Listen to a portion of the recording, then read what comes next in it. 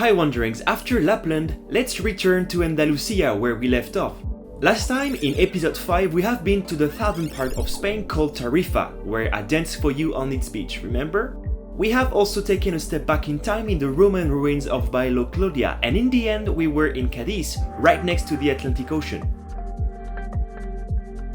Today's plan is to go and check out the last pueblos blancos of this road trip, which means going back to the interior of the country and feel a little bit more hot.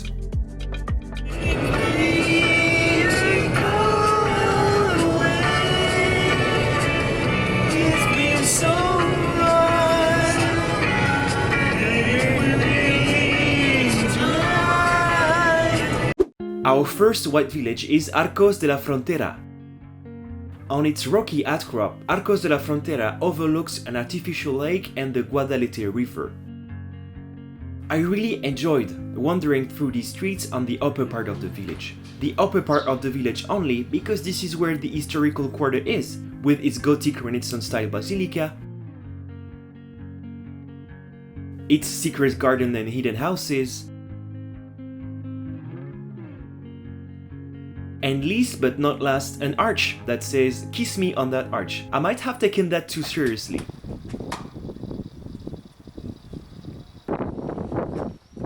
To me, Arcos de la Frontera is a mix between Gaussian and Ronda. It is both quiet without any tourists, or at least today in June, and everything around the rock it stepped onto is incredible, incredible. Right before we go to our last Pueblo Blanco, let me show you more images from the sky.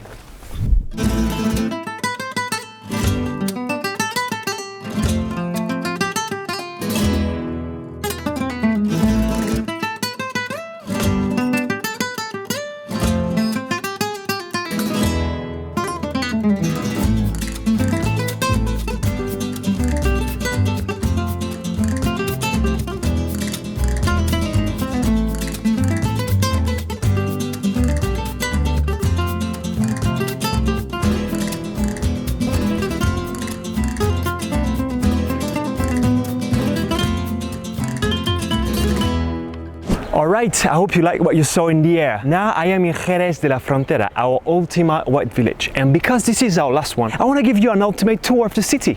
Ready? Listo? Let's go! In all honesty with you, the center of Jerez does not compete with all the other white villages in Andalucía. There is nothing special about it. Some places are worth seeing, for example the Alcázar, that I chose not to visit because the one in Sevilla is much better, and the Cathedral San Salvador, which possess a quite unique mix of styles. You can also watch the dome and the hall from far away. She is quite impressive.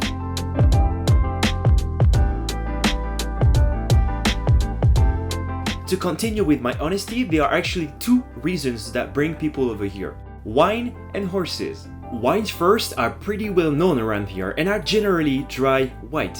There are countless wineries, or bodegas as they call it, and it was hard to make a choice.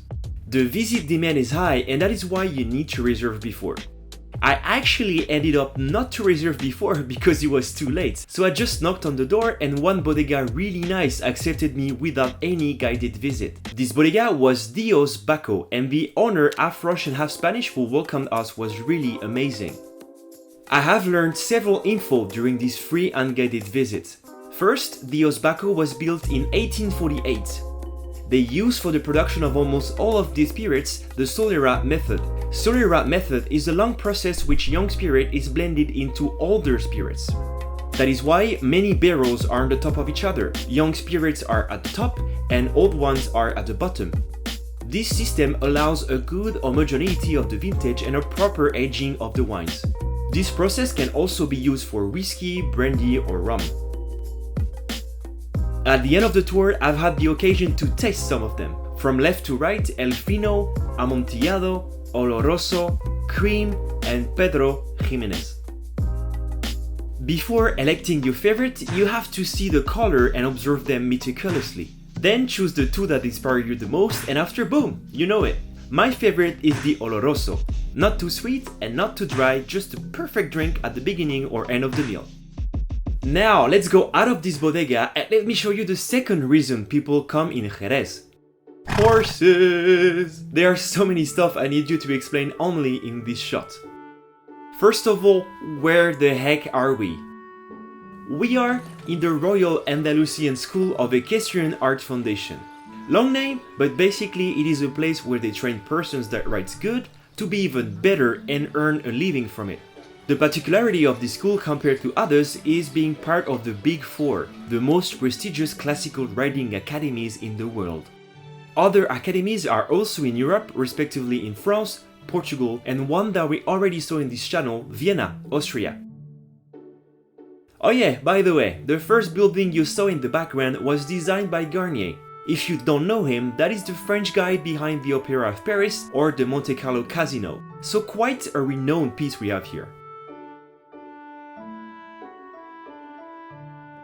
On the left of Garnier building, if you come at the right time, you can assist at the horse training. I have to say some parts were quite normal, with some running around the field, people collecting poops, but other parts were super cool, like this one. Nice, right? I cannot quite understand though why the horse gets so many slaps on his back after it's dry, but I guess it must be part of the protocol.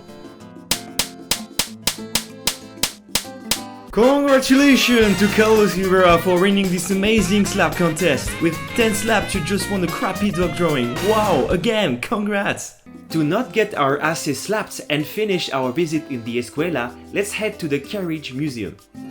You have two museums and I recommend to visit only this one, simply because the other one is old and not very interesting. However, the Carriage Museum is composed of, as you noticed, carriages, harnesses, and costumes. For some reason, I had a nice time observing these historical carriages.